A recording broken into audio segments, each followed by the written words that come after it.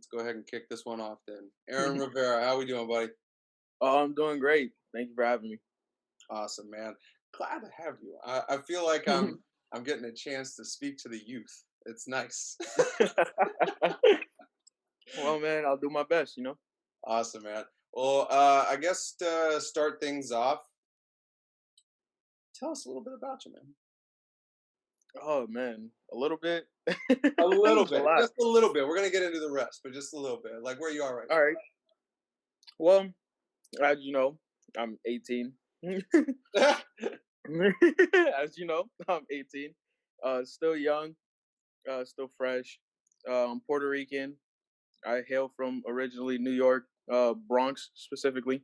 Mhm. Uh, that's I love music. I definitely love music. Music is definitely one of the things that helps me keep my cool, keep my composure. I did not know that, so I learned something today. All right. Hmm. Okay. Well, let's just get into it then, man. I want to know what life was like for you growing up. At least the time that you did grow up in the Bronx. Yeah. Well, as you know, New York City is like a general area is a very rough area.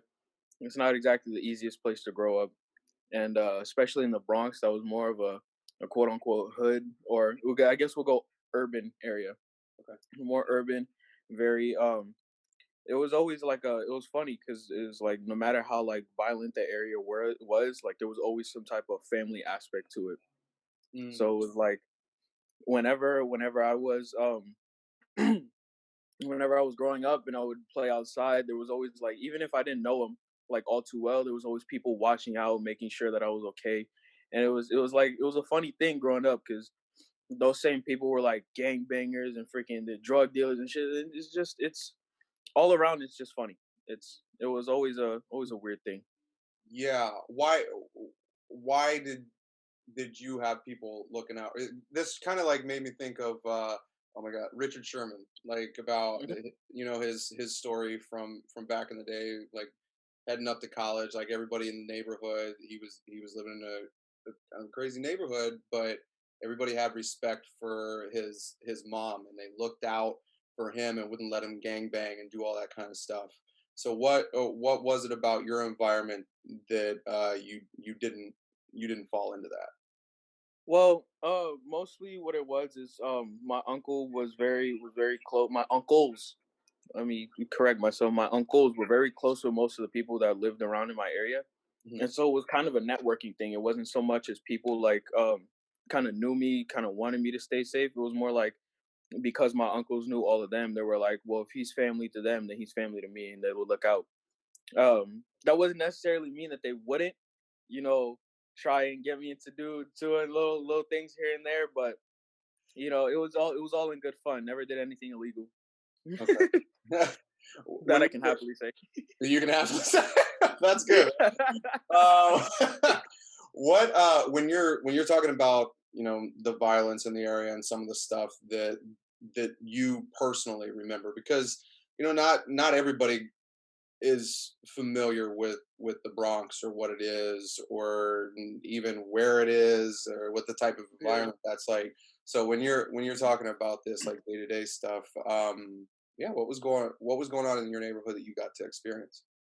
Well, most of the time, what it was really just like my mother was never around because she was always a working woman. She was by herself. She was alone, single parent. God bless that woman. She's very strong, but she would always work, bust herself to make sure that she had enough money to put food on the table, pay the rent. So while she was out, I was mostly raised by neighbors and family members. So when she was out, doing her best to make sure that she could provide, my day to day basis was like, if she didn't drop me off at school, then after a while I would just walk. And walking down the area, you would always hear some type of altercation, like screaming, yelling. There was a lot of times where it was shootings. They wouldn't always be close, but you could hear them. They were very like frank. They were very just in your face. You can hear it. You can hear the gunshots. You can distinctly tell that they were gunshots. It wasn't like, oh, it might be. No, gunshots. That's gunplay at work. Man, it's February. It's not July. Yes, exactly. It's like what? who's celebrating? Oh, you just kind of get that sense of like, okay, no, but it was a very nice neighborhood. It was that was the funniest part about it. Like, no matter how much violence went around, the kids were always like pretty much just kept safe Mm, up okay. until a certain point. Like, I'm glad that I was able to move away before I hit like a teenage age, Yeah, because around then that's when it's like they get more involved into your life. But luckily, my mother made the very conscious and smart decision to move out to California when I was like 6. gotcha. Okay, yeah, that's what I was kind of curious about too. Like, just looking back at that time, do you think it would have? Uh, I know this is all speculation, obviously, but would it have been easy to get involved in that type of lifestyle? Oh yeah, absolutely. It's kind of like it was either you had a job that you didn't like, or you were doing illegal activities. Ah, It was either or. It was like two sides of it was two sides of the stick.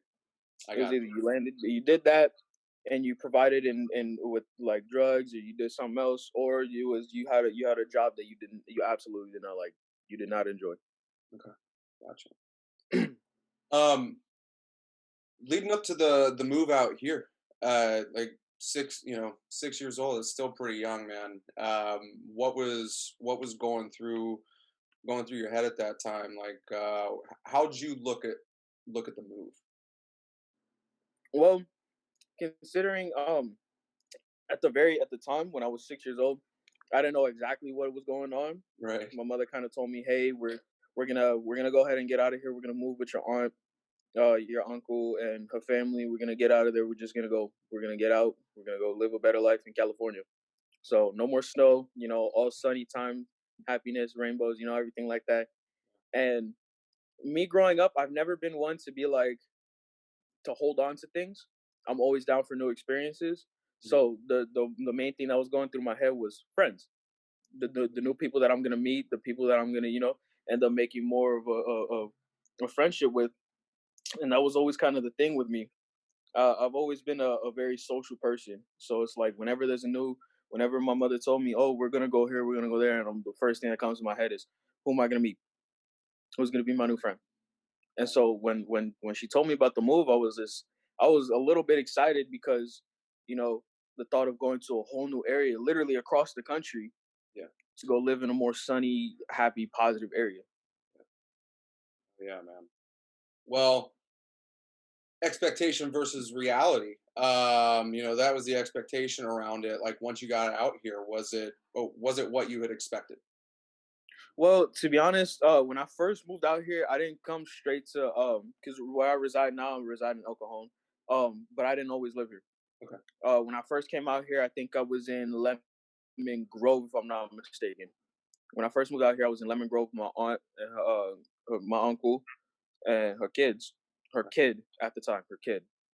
And so it was us. We're all living in one house, and it was a very nice area. Lemon Grove was very beautiful. Growing up there was very made me happy. It was a great way to grow up.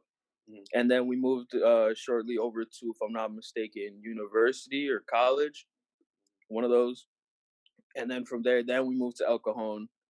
And I guess the switch between El Cajon and the areas that we're living more I guess you want to say more what more eastbound, Mhm. because it was more northeast where we used to live, and then we came down to El Cajon, and it was kind of like, okay, you got to play your cards a little bit more differently because not everybody was all happy and go lucky like they were in Lemon Grove. Mm. So even like 15 minutes away, it, Yeah, it's a big difference. Yeah. yeah, it was definitely doing that. It was funny because I remember I think I started in it was called, I think, Madison Elementary. Mhm.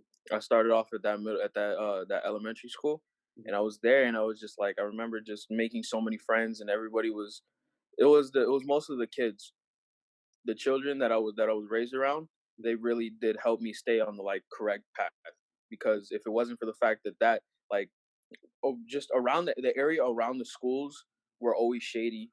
It was never really like too safe. it was always like, homeless, just random shady looking people just all around the area. And so it was just always like you got to keep your guard up to some degree. But it was because that I was the kids that I grew up with in the elementary schools. It was it always made it a little bit easier. I was always able to just be like, I'll be fine. I'll get to the school, or I'll get home, and I'll be straight. You know, it was Yeah. always one of those things. And Gotcha. so Madison started off that way, and then my mother told me, "Oh, we're gonna move to another area, so we're gonna transfer you to a different school." And so that's when I had ended up in Meridian, and that's why I finished my elementary school education. Growing up there was definitely a huge difference for Madison. There was more, I guess you could say, urban children. There was a lot more a lot more conflict at that school, if anything. I think I had gotten into my first fight at that school. Mhm. Wait, you But said yeah, you got into your first fight at that school? yeah, Meridian. I What got was into that my first over? fight. It was funny because it was about a girl, and it wasn't like I'm fighting to have her. I was fighting for her, like, for her respect, because the dude who I beat up had called her a bitch, and Mm, he was just slandering her, and I'm like, yo, like, relax, it's not that serious, you know. yeah. So I tell him that, and he's like, nah, forget that. She, da, da, da. And I'm like, dude, calm down. And I pushed him back a little bit because he was getting up closer to her. And I was like, you don't need to talk to her like that. I was like, she's a girl. And we're like, come on, you really about to flip your switch over a girl? Like, I understand females can, they can get on your nerves, to make them mad. But it's like, you ain't got to slander. Yeah. So it was just like, I just told him, he was like, now what are you going to do about it? He pressed up against me. I was like, what I'm going to do? And I looked away. I came back, bow, and just cleaned him. And it was one sided. It was one sided. I Yeah. don't even mean to like make myself seem, nah. That's just me being me. Because I was always a big kid. Yeah. I've always been a big kid, right? You know me. I'm big. I'm not small. You know. So even growing up, I was a big kid, and it was always the smaller ones that would always have some type of attitude with me, always trying to cause a fight. Yeah. Yeah, that's So what that's something else that can be like we were even I think touching on it the other day, like a blessing and a curse. Like not too many people fuck with you because you're like a bigger mhm. dude, but at the same time you're the bigger dude that some people just want to mess with because you're the bigger dude. Yeah, Like and since I've known you, I've always you come across as like a protector. Yeah, you like that role, like it suits you well. Has that always been there for you, even before you even moved out here, that you can remember even back in the day when you were really young?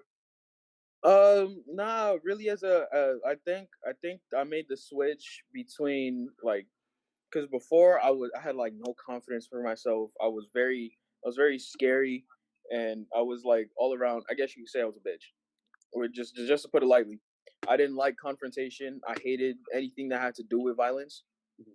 and I would always try to stay as far away from it as possible.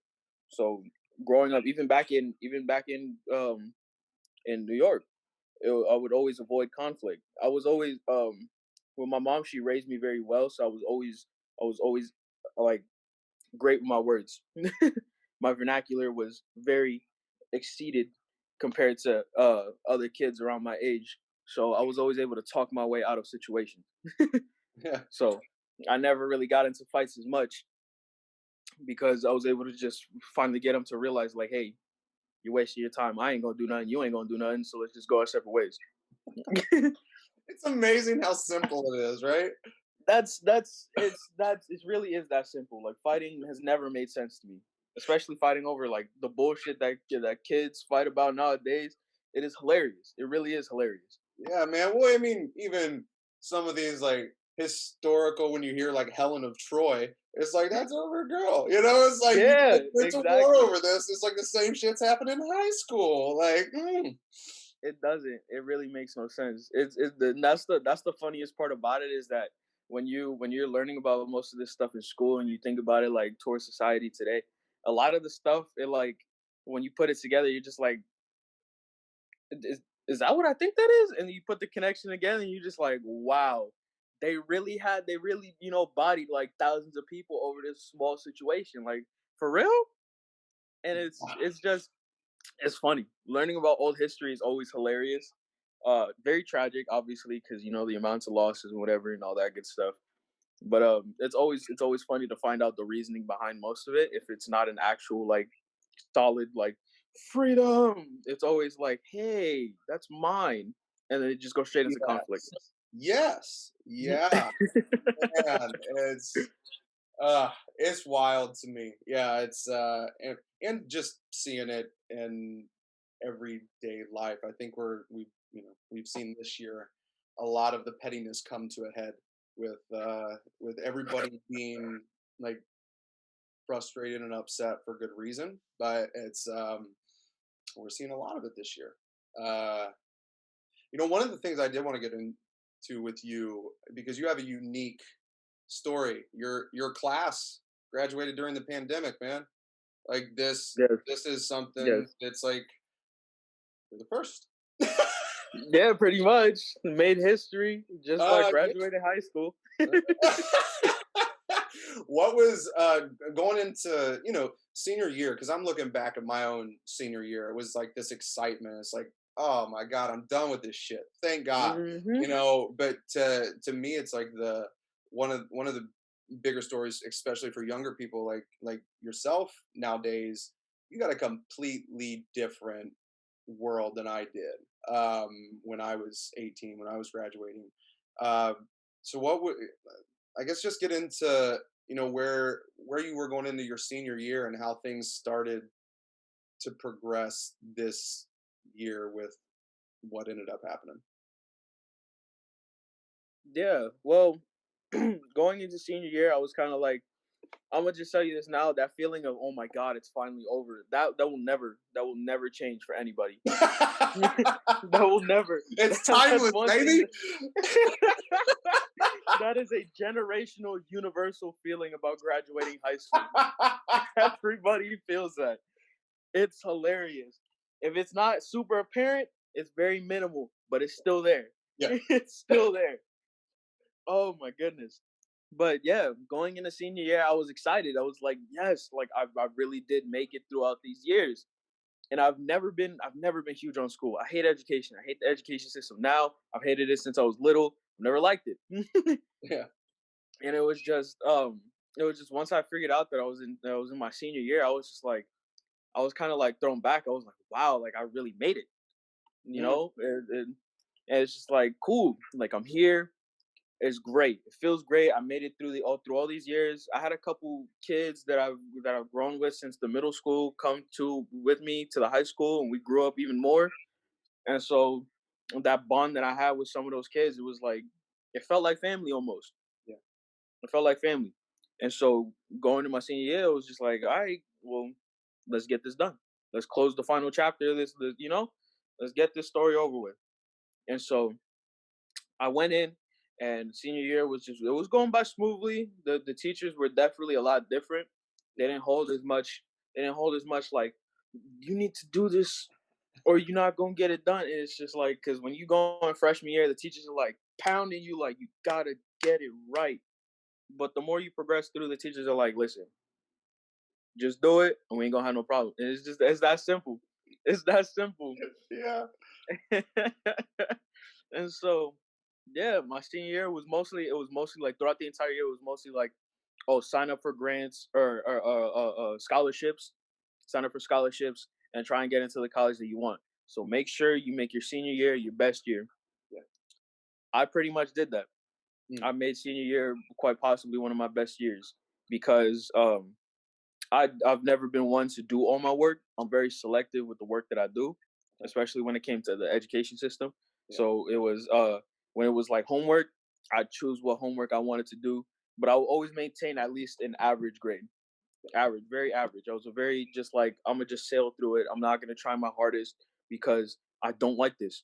Yeah. Like I always thought about it as why would I try so hard for something that I'm not gonna care about in my future? you know? And so I just cruised through it, cruise, straight cruise. And then the pandemic came around, and I remember first hearing about it, and I'm like, yo, like bullshit, you know? I was like, some bullshit will be fine. It's not gonna come over here. You know, China and Europe can handle that, you know? And just let them deal with all that. And I was like, we'll be fine. I was like, there was some part of me that I was like, God, I hope it don't come over here. Because as soon as it would touch down, I knew it. As soon as it touched down in the state, excuse me, we're screwed. We're fucked. Because America as a whole is not hygienic at all. This this country is very dirty, whether it be economically or literally. Yeah, It's very this that's country a is good dirty. point. This Yeah, country is dirty. yeah, And it's just it was funny. And then it came and it's literally spread like wildfire. Spread like wildfire, which was uh, another thing that happened. All the wildfires. yeah. But yeah, man. And it was like my teachers were telling me, "Oh, we'll be all right. It's a huge pandemic. It's killing thousands, but you'll be cool as long as you know you stay clean. You wash your hands like 3 times. No, not even 3 times. Like after everything you do, wash your hands. Make sure you stay, clean. Take a shower. You do hygiene. They were just pushing hygiene, a lot of hygiene. And I was like, if you gotta warn us about this, it's a problem. If nobody's No, doing this by themselves, like that's an issue. yeah, So it's like, if you can't stay clean on your own, you have to have a teacher or some type of authority tell you to wash your ass. Yo, you dirty, and that's just it. It's just kind of like that's nasty. yeah, So it was kind of that, and then we started, kept going, and then it became the pandemic that we all know and love. You know, Corona, COVID, and it was. I first heard about it, and I was like, they were like, "Oh, it's coronavirus." Uh, uh, they were like, it's like almost like I think they said it was like almost like SARS, something like that. But I remember because I was in my med bio class, and she was like, "Oh, we're gonna learn about this and how it kills people, how it makes this and that and this and that." And I'm like, "Why are we talking about this? You're supposed to make sure that we're positive about the situation, not putting these kids under more stress, even after they already know that they're trying to get the fuck out of high school. Like, don't stress them about this whole pandemic thing. You gotta make sure that they're like, cool, we're fine, we'll be okay as long as we stay clean. And we'll get through this. Your life will go on." That's one of the things that not many people push. yeah. They always try to make the situation as small as it is be a bigger situation than it really is. Mm. But that's what it was. And then I found myself at home struggling with online courses because school had closed down and teachers were not ready for online schooling. Nobody was I don't prepared think for it. anybody was ready for that shit, man. Nobody. Not none of the school systems, none of the teachers, none of the principals, nobody, not even the staff. And And this, it this just to me shows how flawed the education system is, because exactly.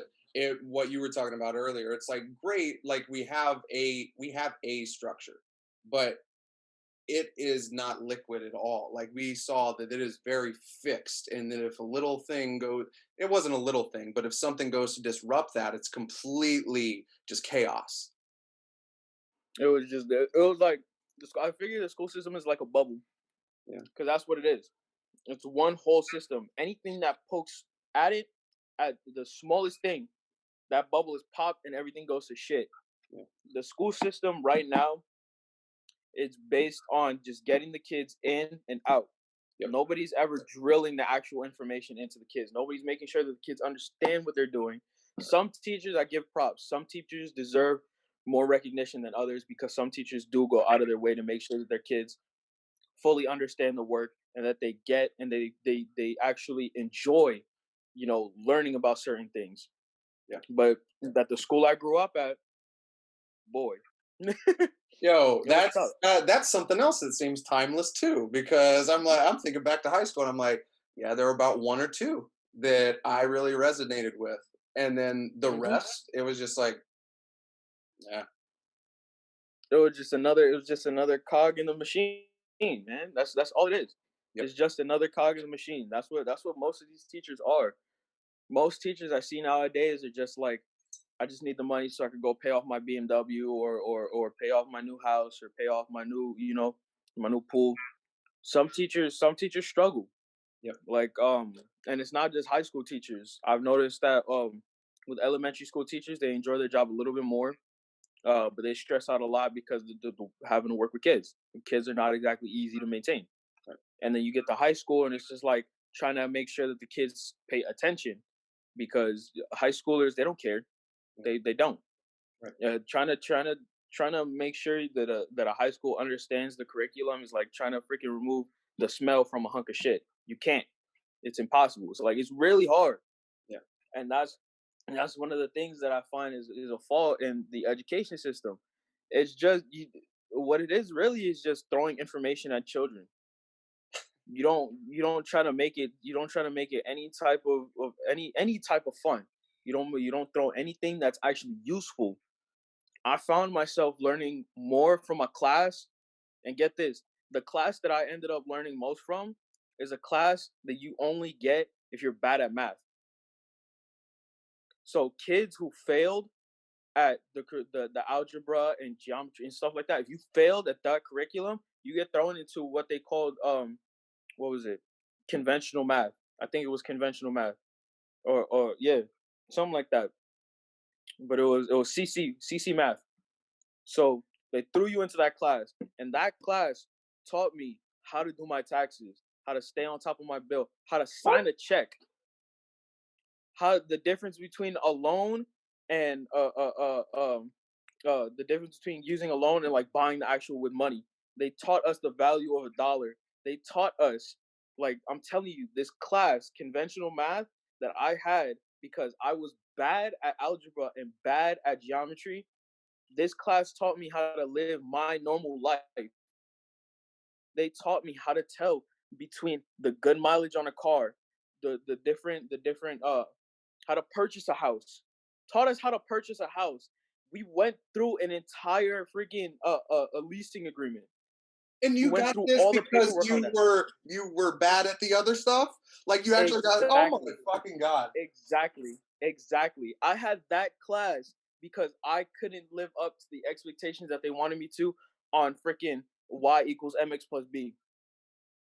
And I was like, Oh so you're my telling god. me, Because I was like, so that's you're the thing, telling man. me, Like, when I was in high school, like, math was like, it was easy for me to understand. Like, it was a lot of pattern recognition for me. So I was just like, oh, like, I'll pay attention, blah blah blah, do this and that. But one of the things that I've always said over the years is like, oh yeah, they don't tell you how to balance a checkbook. They don't tell you how to do your taxes. They don't tell you how to do all this stuff. I thought that was completely non-existent in the school system altogether. And now I'm hearing this life skill class was a punishment. that's exactly what it was, and that was the biggest problem of it all. Wow.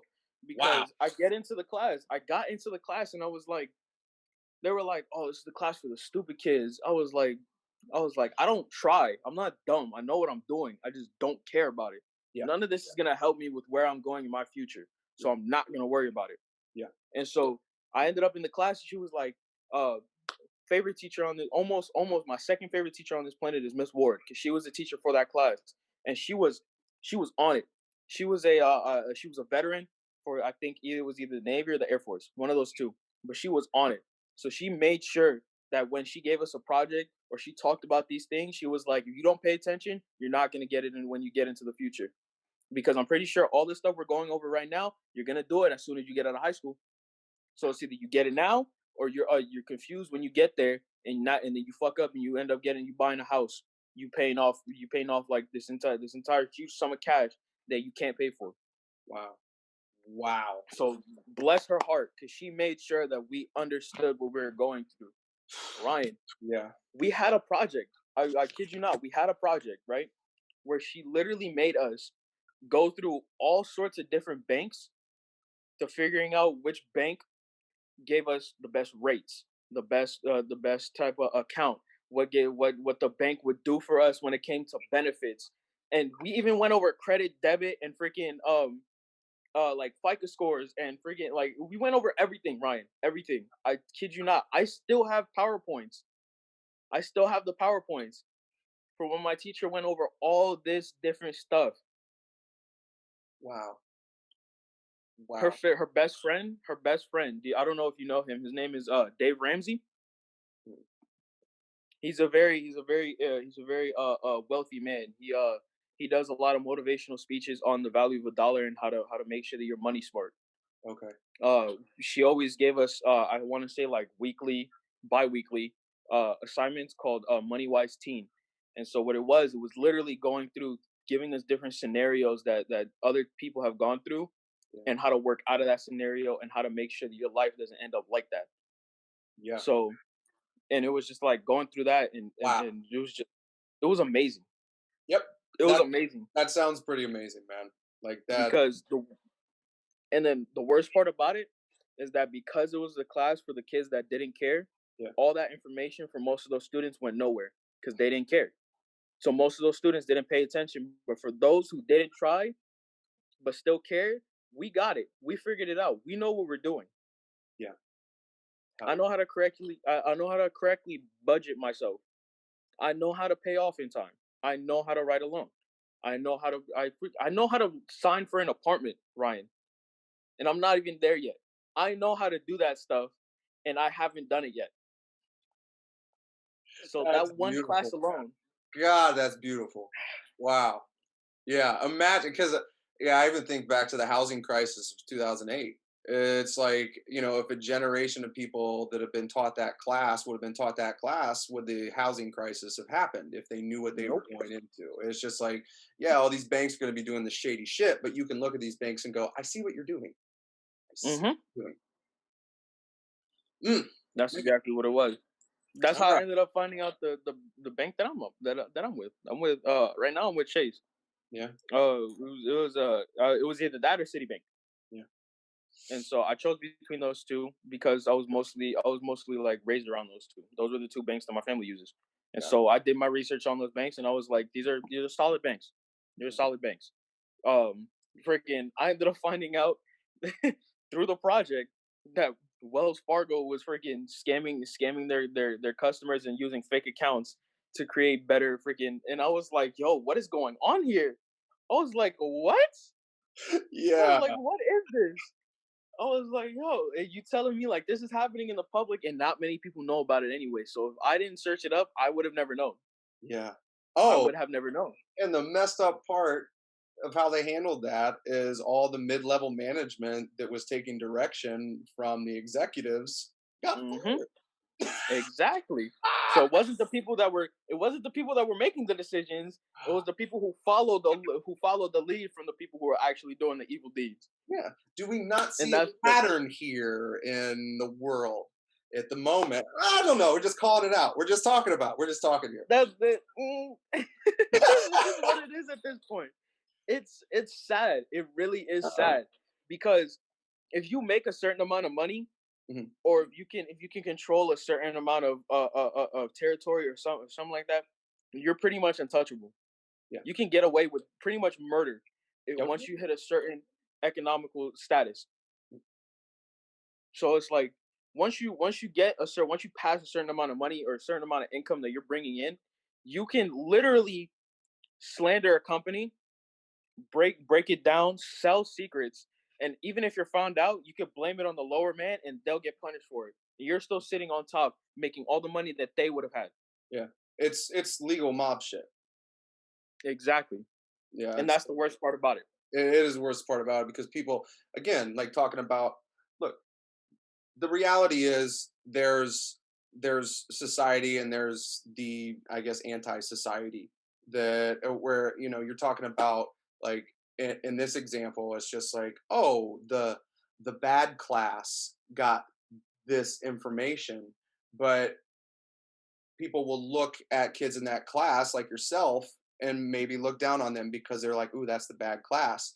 Where you bring that out to today and you look at the systems that we're talking about right now, and people are like, oh, it's just business. But you talk about some mob shit and people are like, oh, they should be in jail. And you're like, it's Hmm.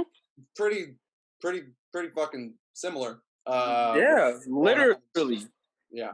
That's like talking about a basketball and saying, this thing, no, you can't use it for this sport.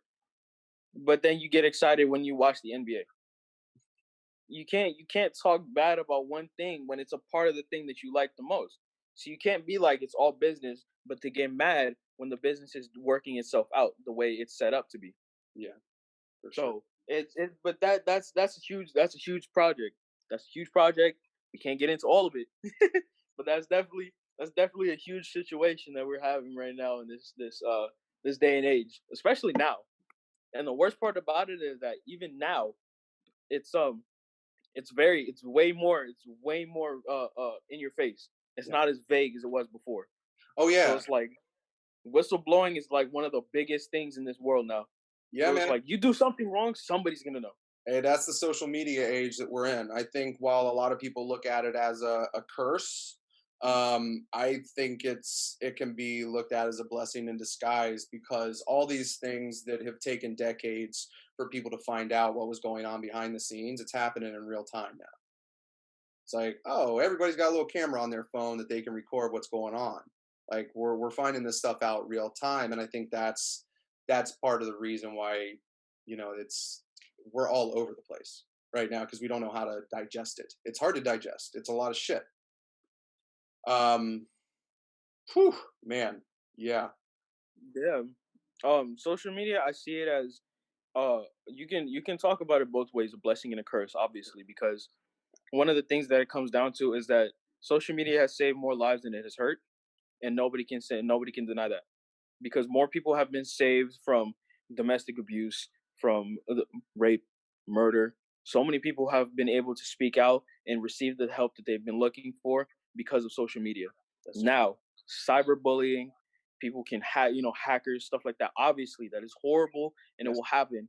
But the thing with me is that cyberbullying has never been like a concept that I understood I know. because I've never understood that concept because it's as simple as not looking or just simply turning off your device.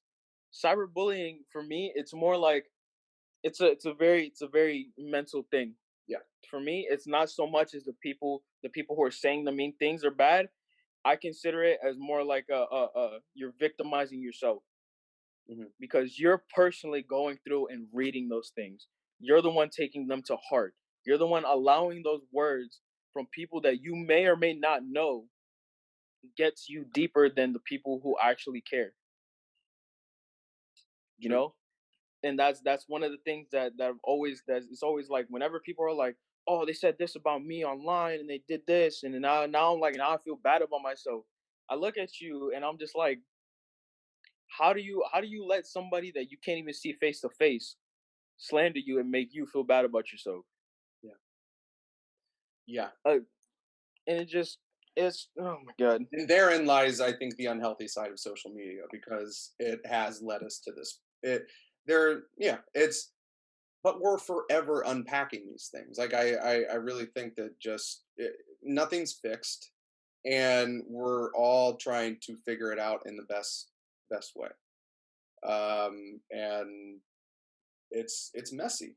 I mean, we're humans. Like it's a messy process for all of us. Um, I before we get too far on too many different like we definitely went on Div. there for a second. Um, because I do want to get on to some of the mental health stuff because I think that's important. It plays right into what we're talking about now. But just rounding out your graduation, like what was that like this year? Like what did you guys Well, have to do? when we graduated, what it was a simple, just like it was like a drive-through, pretty much. So they had it set up to a way where it would be the principal. He hmm would stand there. He had a podium. Behind him was a tent and a camera, and the camera was taking photos of you after you had picked up your diploma and shook hands with the principal. So what happened was they had the list of kids, and as you went down, you had a set time. And so it's not like you just showed up and they would call your name. You had a set time. They had schedules for the kids. Yeah, So if you didn't show up, you most likely missed out.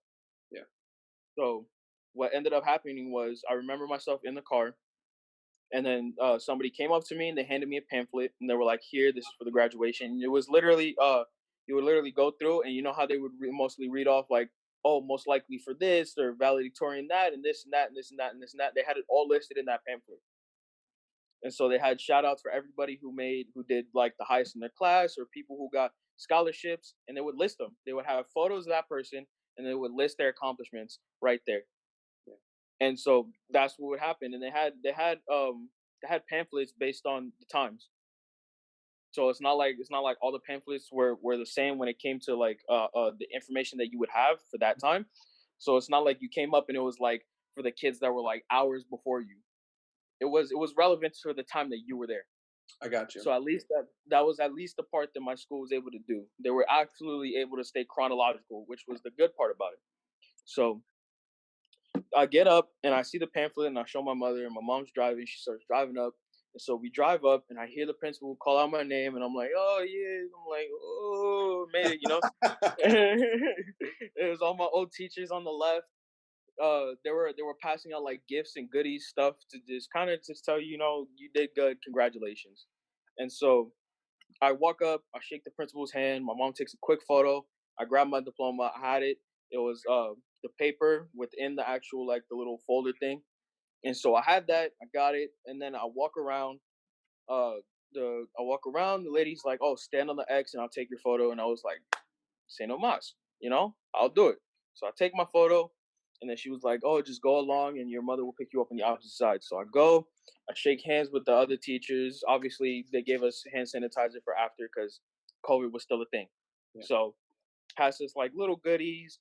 I shake hands. I give hugs to some of the teachers that I've known since freshman year, Mhm. and so the relevance between that. So I did that, and I was like, I made it. And I look at my final teacher because the teacher that I had been with, his name was Mr. Ford, and he had been like one of the saving graces for me in high school. So like in my mind, I owed my life to this man Mm. because if it wasn't for him, I probably wouldn't have been in school for as long as I was. So I looked at him and I was like, I did it.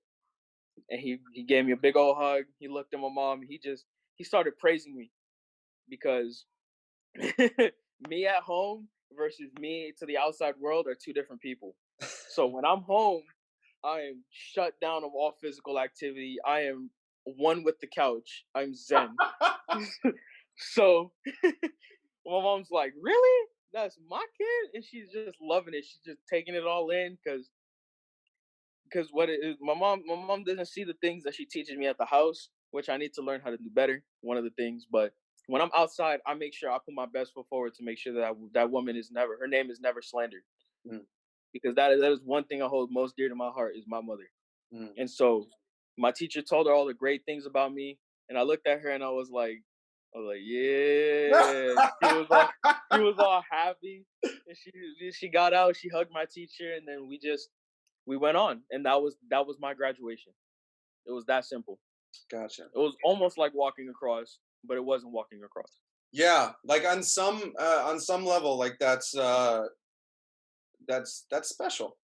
You know, it's different than a giant like auditorium or outside like whatever where everybody's going up one at a time, single file, whatever, what you're explaining, it's still like a line where you're waiting and everything, but you get to have a little bit more of a moment. Yeah, there was definitely more personalization to the graduation than it would have been had it been the normal.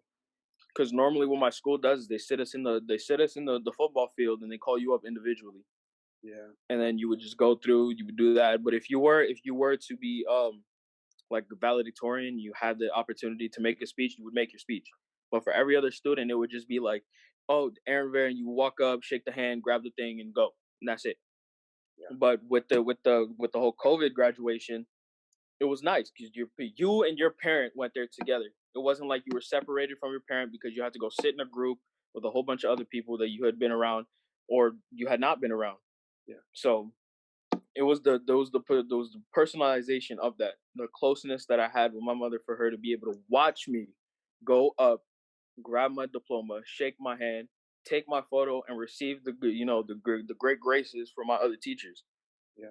And so that was the best thing about it, even though it wasn't the graduation that we were all hoping for, and it wasn't the best in the world, but it was the personalization that made it the best. Hey man, it's that It's that optimistic viewpoint. It's looking at what's, what's working, the happy side of things. Where do you get that from? Well, I kind of get it. It kind of derives from how I grew up.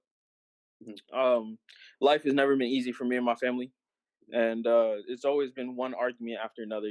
Life has always been hard. I've always been shrouded by negativity. But it was because that I was able to make the amount of friends that I started to gain a little bit more positivity because my friends knew me as the person who would always smile, who would always make them laugh. I was known as the positive kid. yeah. Even the teachers would know. They would be like, "Oh, here he comes to brighten my day." Some teachers would tell me, you know, and so it was just like I start over time. I started to build that reputation as the positive person. Nice. And so I kept that reputation. And it was because of that that I always make sure that I never stay too negative. So Mhm, even though something bad may happen, I still feel negative emotion. I still get, I still feel sadness. I still feel hatred. I can get mad, yeah. but I don't stay that way for too long because I know that I have other people that depend on me for their happiness, Mm, mm, mm, you mm. know? Yeah.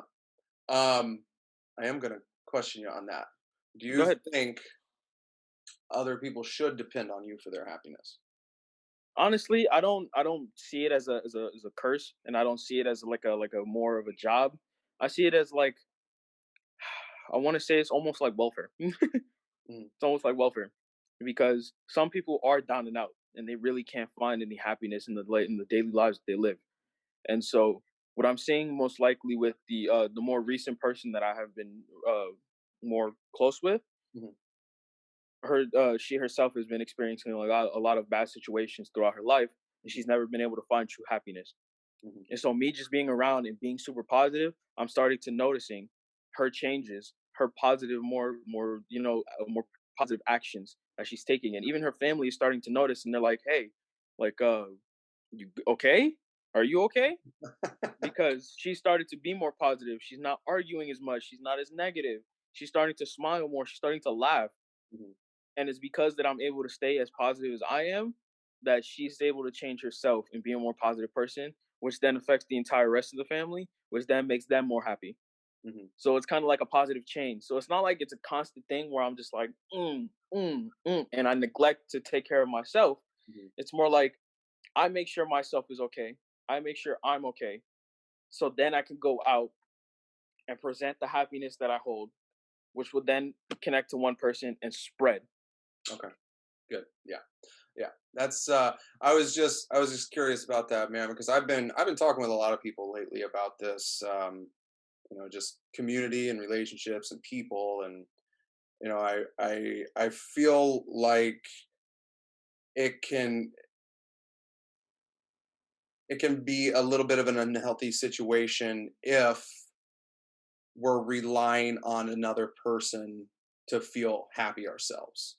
So I'm glad you were able to explain that the way that you were, because you touched on such an important point, man. Like if you're not good, like how do you expect to put that positivity and that happiness around anybody else? And I think that is like one of the more important pieces of it. Exactly. A lot of people like to focus more on others Hmm. to kind of help themselves. Yeah. And so what people do is they'll not work on themselves, they'll work on somebody else, and in turn they feel like if they help that person, they'll feel better. Hmm. But that's not what it is. That's not what it is most of the time. What it is, it's like people look to people look to helping others is like working on a car. They think of it like is working on a car. Like you're gonna work on the car and you're gonna feel better. You'll be able to It's all a over the place. No, project. it's a different scenario. Yeah. You have to work on yourself before you work on somebody else. How do you work on yourself? Me personally, what I like to do is from time to time, if I'm feeling down and out, I'll listen to certain music, I'll get it out, Mhm, I'll remember all the things that I have that I'm like happy about, and I'll put on some good tunes. I'll do whatever makes me happy. mhm, Like I play a lot of video games. I like to cook. I like to work out from time to time, okay, and so sometimes I'll combine those things, or just I'll figure out a way. I'll figure out a way to get the negative emotions out to make room for the positive ones. okay. So like uh one of the best things that people don't know about is when you're mad, And when you're feeling mad, work out. That excess push of physical force will drain, literally take the anger out of you because you're putting so much effort, so much strength and strain on your body. So after once you're mad and you get it, you just you still Mhm. you lift the weights, you get strong. Yeah. So when you're mad, you have that power, that force, that feel, that fire.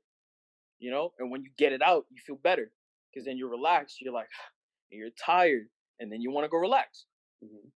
So when you're mad and you work out, then you end up relaxed. One of the main things is I found out because the person that I was dealing with mostly, and this even works for my uncle. They have heavy anxiety.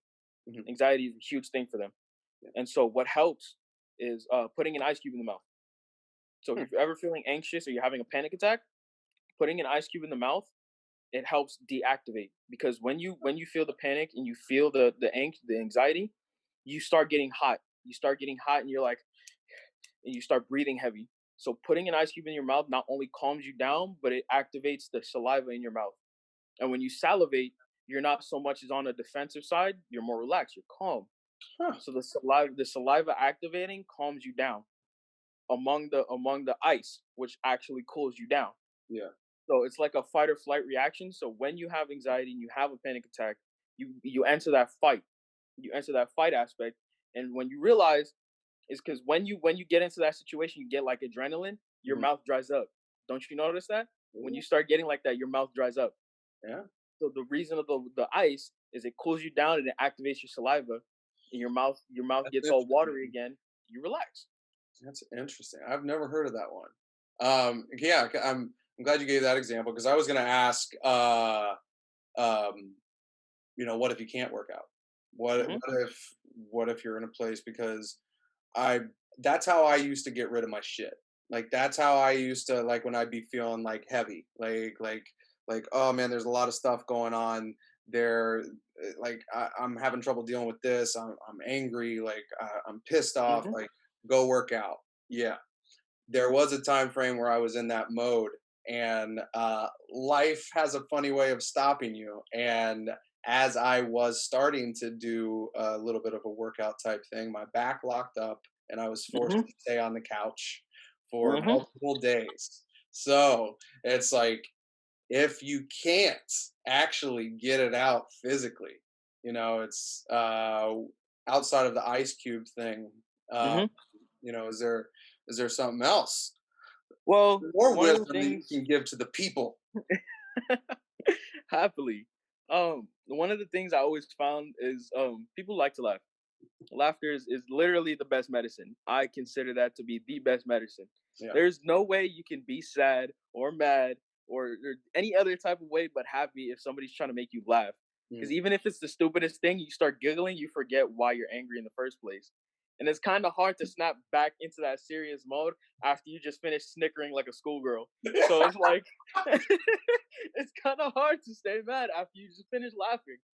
Oh my goodness. But what I like to do is for my people that are sad, that feel like they want to cry and everything, what I tell them to do is whisper beep boop. Literally, just say beep boop and whisper that under your breath for as many times as possible till you laugh. Because whispering beep boop is the stupidest thing you could do.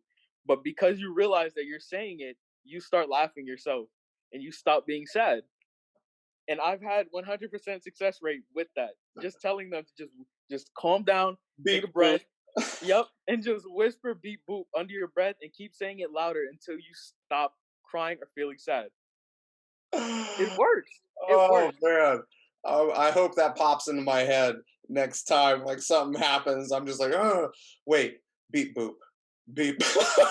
Yeah, you kind of feel stupid about yourself. That's what makes you laugh, because you Oh, realize you're like, I'm really sitting here crying with tears in my eyes and I'm saying beep boop. Like I feel stupid, and you start laughing. You oh, start laughing. it's bringing a little bit more, just I guess, just laid back, a more laid back scenario to life, because yeah, a lot of stuff can get heavy, man. But dude, you're right. It's important to laugh. It's very important to laugh. Yeah, it is. Um, man, yeah. kind of I want to get into some of the mental health stuff now. Like I feel like we've been touching on a lot of it throughout this. Um, Hmm. but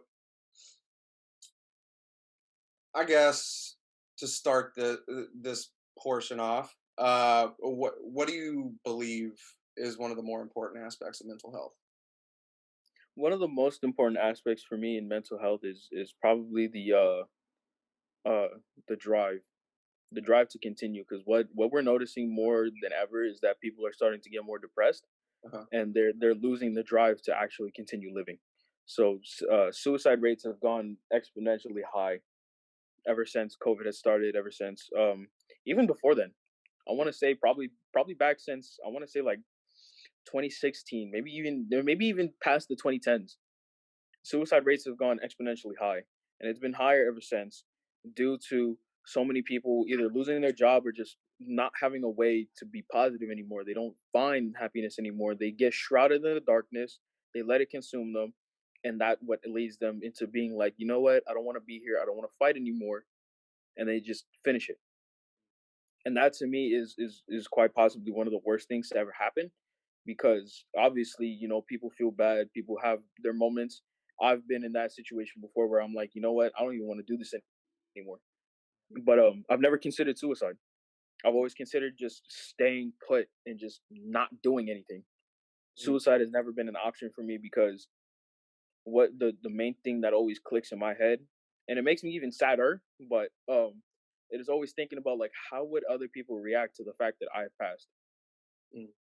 Yeah. Like I myself, I feel bad. Obviously, I feel bad. I feel like shit, and I don't want to be here anymore. Cool, but there's other people that look to me as like a hey, even though they don't say it. And one of the worst things possible is that people don't voice their love anymore. They don't voice their love as much as they used to. People used to say I love you. People used to say hello. People used to say good morning. Mm. That doesn't happen anymore. People will see you and they'll be like, oh, look, they know. Yeah. People Yeah. always say in their head, they know. They know I love them. They know I say good morning. They know I would like to say hello. But nobody says it anymore. And that's the thing that's killing most people, because people need that confirmation. Confirmation is key. When you can Confirmation of receive that what? confirmation that somebody cares, Okay. confirmation that you are a person. Okay.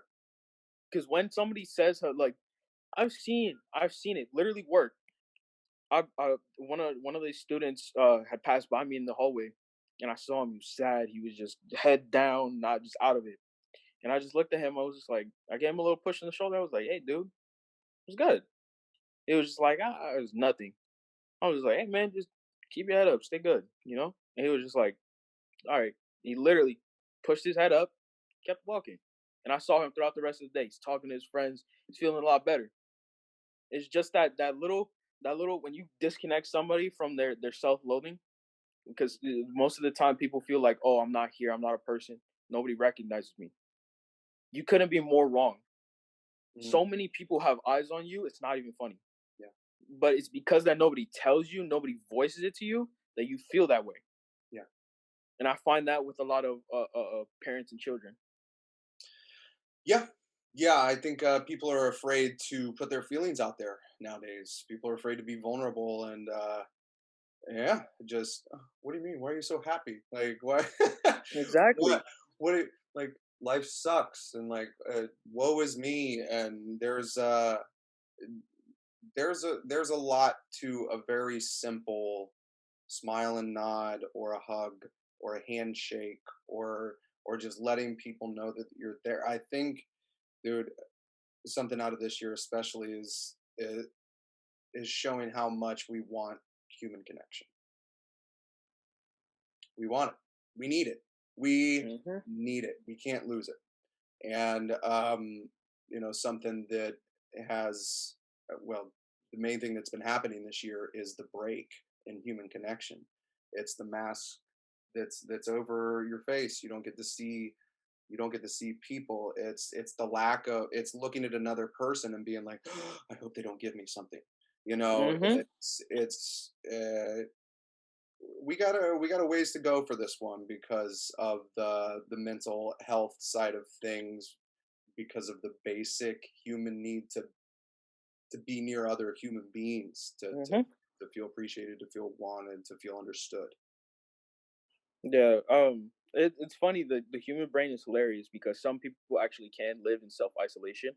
Some people would rather thrive off that, and some people do thrive off self isolation. Mhm. Some people are like literally impossible to work with, and that's fine. You don't have to force people to work with other people. Right. But what it is most people who do self isolate have been alone for so long that that's all they know how to do. You know, so it's like once I consider it like a I don't know if you've seen the movie oh, what was that movie? What was that movie? Uh I think it was the Lorax. The Lorax? You Mhm. ever seen that movie? Mhm. It was DreamWorks what is it? Illumination had made that movie. It was a short little movie, it was like an hour and some change. But the main point behind the movie was connection, togetherness. Mm. Because um I'll give you a short little rundown. Guy, he makes an invention, his invention blows up, and he ends up taking a mass chunk out of a basic natural resource, which in this case was trees. So he ends up chopping down every tree to make this product. He ends up making a shit ton of money, right? But in that, there's no more trees, so there's no more natural air. And because he had a factory to make all his product, the air began polluting, and so he ended up by himself. He ended up alone. He isolated himself from the city that had continued to grow. Yep. So the city continued without him Yep. until a boy who's trying to what is it, woo a girl because she ended up liking trees. She likes trees, so he wanted to go out and find a tree for her. Little did he know is that the last isolated person he had a seed for a tree. So he ends up going to visit that guy. He visits him multiple times. They start building a connection with each other, and then he's like, you know what? Maybe you're right. He's like, maybe you're right. I did mess up. I did do this. I isolated myself. I considered money over everything, even the most basic of connections. And so after that, he finally realizes, and then he gives the boy the seed. The boy then goes into town, and he brings everybody together into realizing that trees need to be a thing again, and that they all get together and they plant the tree, and then the tree starts growing. But then the old guy who isolated himself, he realizes, and he's like, you know what? I could have lived my life a little bit better. Mm. I could have lived my life a little bit better. Powerful story. It is. It is. The movie's adorable. It really is because No, it's an animated no, movie. I've seen previews for it. I'm like, no, I kind of want to watch the Lorax. Yeah, Yeah. but it's. I always like to watch the little movies and see the little nods to serious situations Yeah. because nobody really digs deep into animation. Mm. Everybody sees animation as just like a cartoon, Mhm. or it's just there. But you can find some of the most valuable lessons in some of the most animated things possible. Yeah, man, for sure. Whew. Man, leading into, I guess to round this one out, man, leading into 2021. Um, how are you feeling? I'm feeling great. Honestly, I feel like where I've come from, considering from like I always like to look back from where I was leading up until now. Yeah. So like growing up in New York, how much of a struggle my mother had to go through, leading through growing, watching with me growing, becoming the lazy uneducated kid, just finally becoming the person that I've always wanted to be, which is more of a positive, upfront person that people like to be around. I'm well educated, very well educated, and I'm one of the people that people like to talk to. Yeah. I like the fact that people, you know, come up to me and sit and they feel comfort around me. Yeah.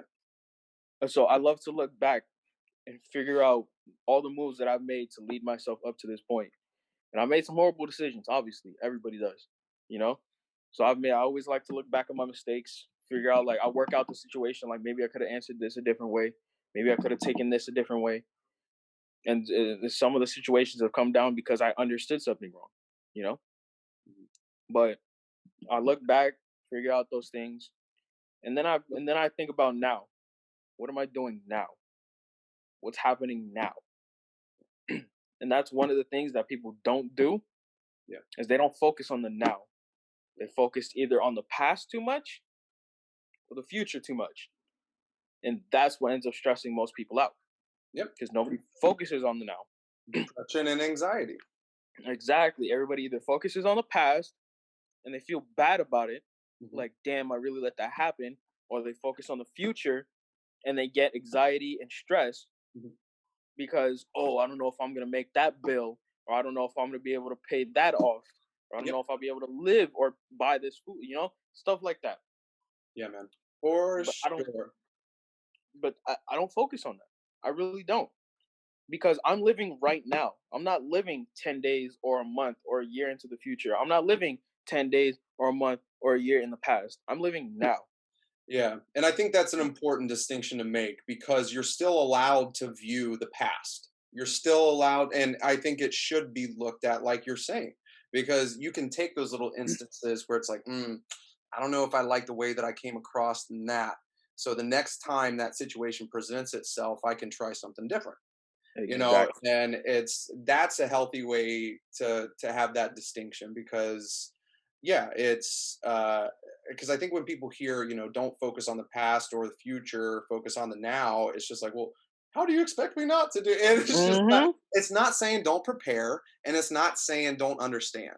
It's just saying that like if you're living in those areas, only living in those areas, then you can't have a focus on the present. And Exactly. this is where life happens. That's exactly what it is.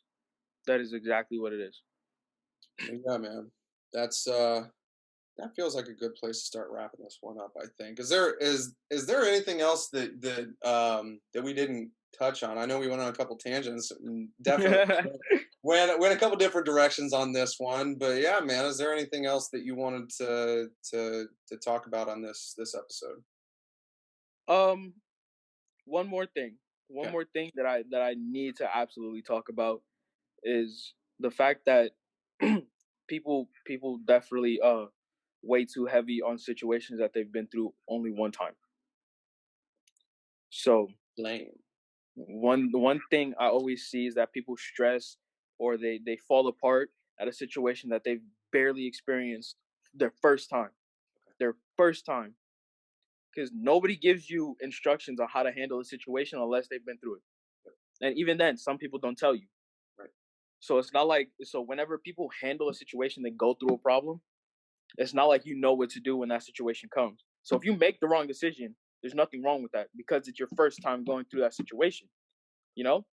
So what I always say for any problem that anybody tells me, this is like my main motto. No matter the problem, there's only two ways you can handle it. You can either solve the problem or you can make sure that shit don't get worse. Hey, I like it. There's only two ways to solve a problem. It's either you solve it or you make sure that shit don't get worse. Yeah. Mm-mm. Some good shit to think about, man. I like it. I like it. Oh man, I like it. Well, I I feel a little bit more at ease knowing that there are younger people like yourself out there with this type of outlook on life, man. I mean, I know that some of the and I do frankly feel like one of the things that needs to happen more often is the generations working together better instead of blaming each other for everything. And I know a lot of times older generations they see people around your age right now, they're like, oh, all they want to do is the TikTok thing and blah blah blah blah blah blah blah blah blah. And it's like there are a portion of them, yes, that want to do that, but there are adults that are still doing similar shit. It just isn't on TikTok, so I'm glad to know that people like you exist. It does give me hope for the future. So thank you for being you, good sir. Well, I try my best. That's all we can do. That's all we can do. Oh shit, man. Well, Aaron, it was awesome talking with you today, man. Thank you for doing this. Thank you for sharing everything. And yeah, we're gonna go ahead and wrap Anytime. this one up. All right, people. Hope you enjoyed it.